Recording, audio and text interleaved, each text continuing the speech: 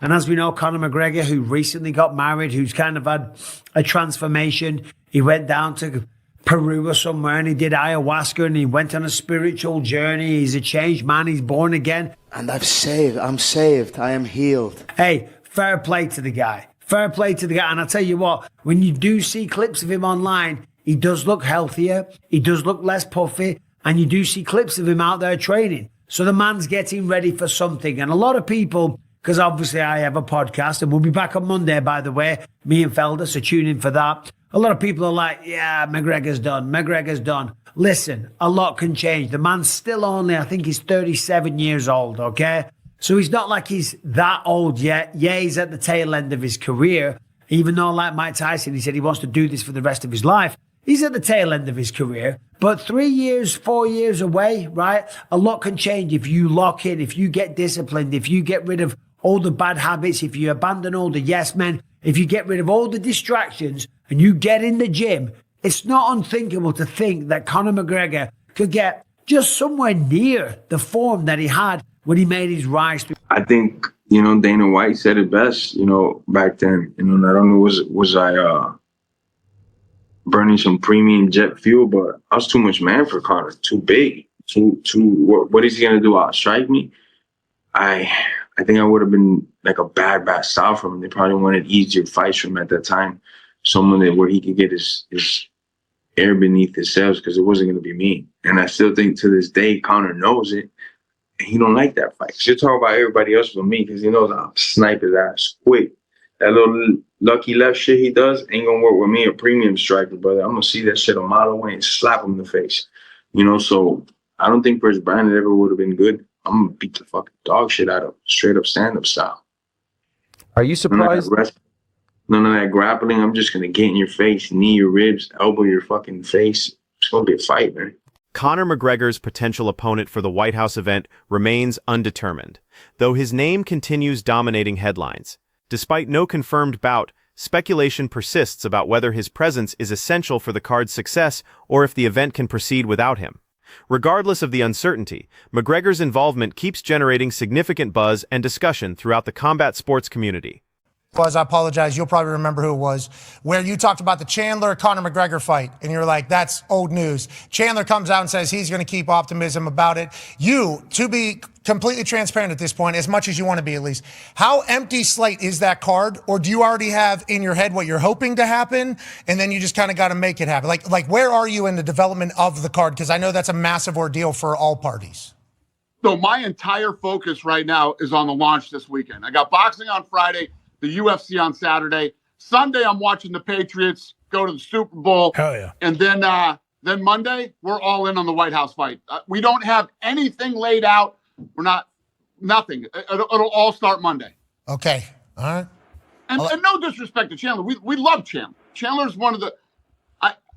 You don't have enough time in your show for me to talk to you about how awesome Chandler is. And you know how I feel about Conor and everything that he's done for the sport and this company. But yeah, that's not the fight we're going for. Dana White views this White House event as potentially historic for the UFC, distinct from previous landmark shows like UFC 200 due to its unique venue and symbolic importance.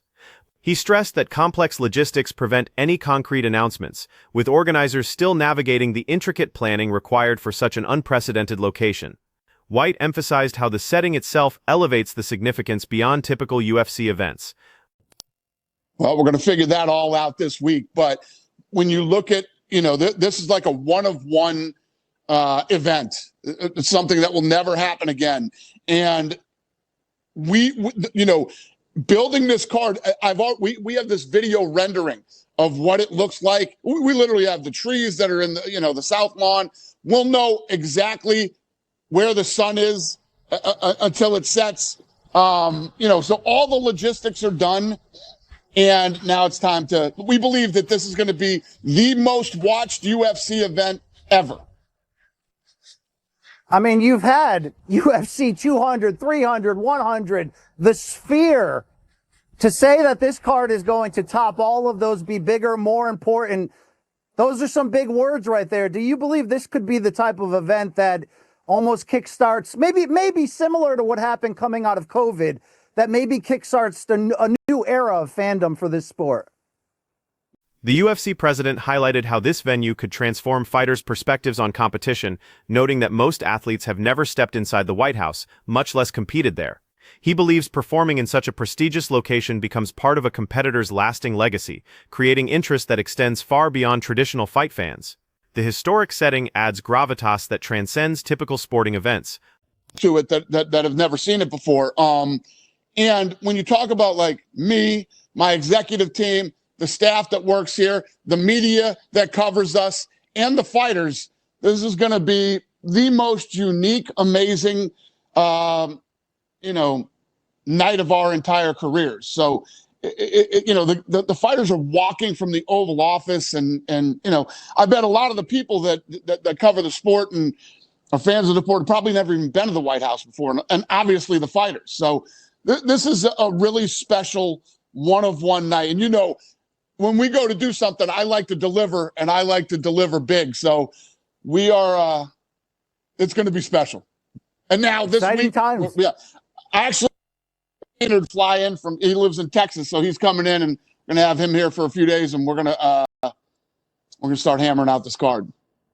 While avoiding direct mention of McGregor, other UFC analysts provided clearer commentary on the situation.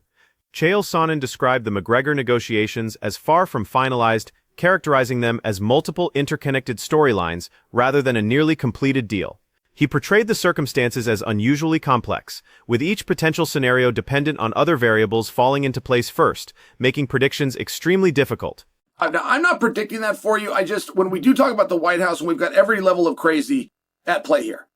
We've got Conor McGregor returning. We've got Conor McGregor returning for a title fight. We've got Conor McGregor returning in a weight class that doesn't yet exist. We've got Conor McGregor returning. The only problem is he needs a call from Ari Emanuel. We got Conor McGregor returning. The only problem is Conor McGregor is not under contract with the Ultimate Fighting Championship. Like, everything about this has gotten weird. We got John Jones versus Piera. Biggest fight in the history of humanity. John Jones needs a hip replacement. John Jones is going to play flag football as opposed to fight at the White House. Like, we're in this spot. We're in like this Wild West in terms of predictions.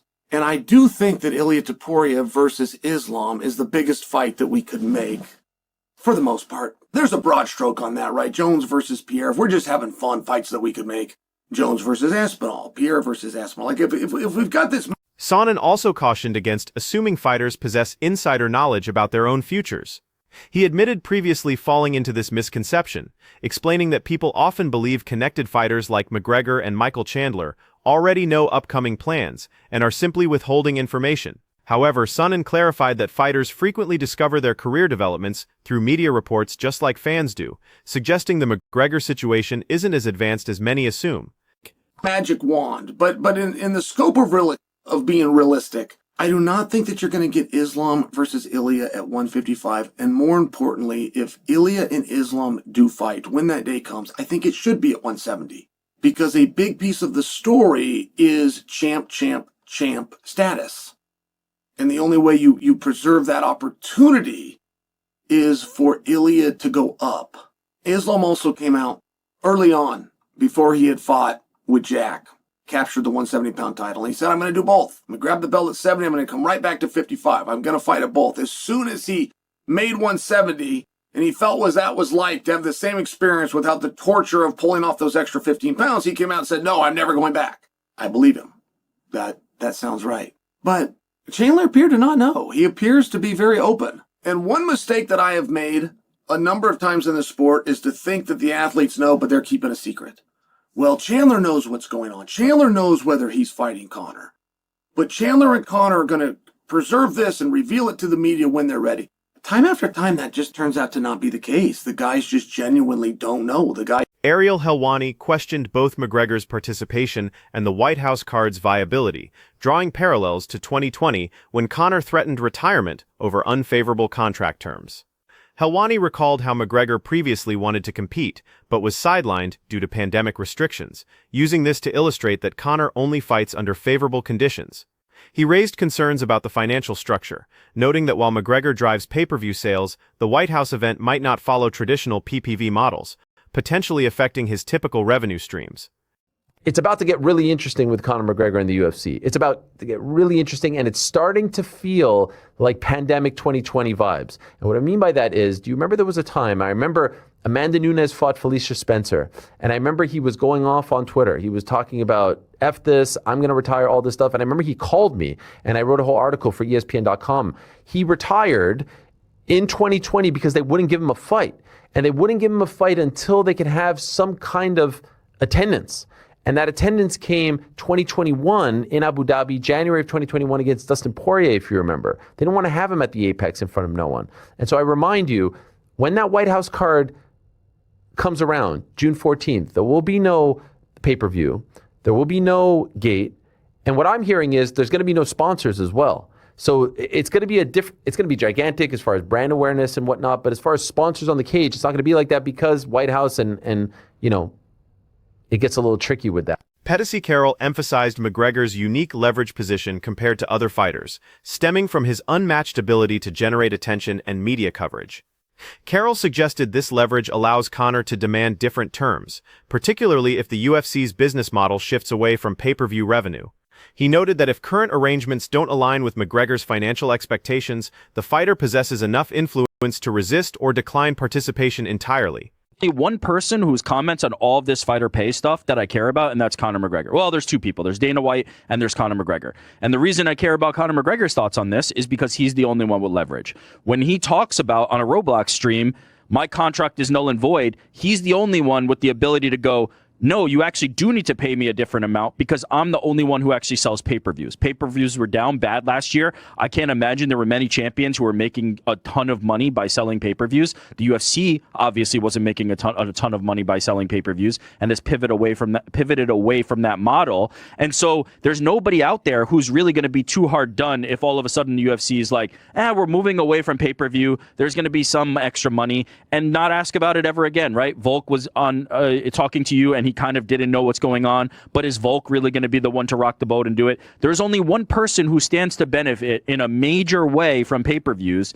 in 2026 or previously in 2025, and that's Conor McGregor. Carroll further speculated that McGregor might not appear on the White House card at all, not due to fan disinterest, but because financial negotiations could break down. He suggested that if the UFC's offered compensation falls short of McGregor's expectations, the fighter would likely walk away from the opportunity. This highlights how the situation transcends simple fight booking and involves complex financial negotiations. So when Conor McGregor comes out and says, I need to renegotiate my deal because this is now null and void, that's the only one that's going to have any waves, ripples, anything. There is a realistic scenario where when it comes to the White House, Conor McGregor is the one that says no, right? We're acting like it's just going to be the Dana White's going to be like, do I trust Conor McGregor? What if they come to Conor McGregor with a number that's not sufficiently offset because this pay-per-view is not in place anymore, and he says, take a hike. I'm not fighting for that. I never fought for that. I stand to make so much more money than that, and you're trying to... And we're also in a scenario where the UFC might not need Conor McGregor as much as they used to, which is an even more fascinating thing, right? Because pay-per-view doesn't exist, do you necessarily need somebody like Conor McGregor as much as you needed him when you needed... Michael Bisping explained why Jorge Masvidal emerged as a potential opponent following Michael Chandler's apparent unavailability, noting limited remaining options after Dana White rejected certain matchups. Bisping argued that if McGregor appears on the White House card, his opponent must be a recognizable, marketable name, with Masvidal fitting these criteria better than most alternatives. He analyzed why Jorge works from both stylistic and promotional perspectives, citing his memorable career moments, charismatic personality, and proven ability to perform under massive pressure on significant stages, making him ideal for an event prioritizing spectacle over traditional rankings. Michael Chandler discussed his unresolved tensions with McGregor from their Ultimate Fighter coaching stint, describing persistent animosity that never reached Octagon resolution. When addressing McGregor's current mindset, Chandler acknowledged how fame's pressures can cause successful athletes to step back and reassess their priorities. He believes Conor is progressing toward renewed competitive readiness with clear purpose, potentially culminating in their long-awaited showdown at the White House. Currently, no opponent is confirmed, and no contracts are signed, leaving the White House card completely open, but McGregor continues training intensively, sparring and preparing as if the opportunity is imminent, while fans, fighters, and media offer various opponent predictions, with Conor maintaining readiness for any potential matchup until official UFC announcements emerge.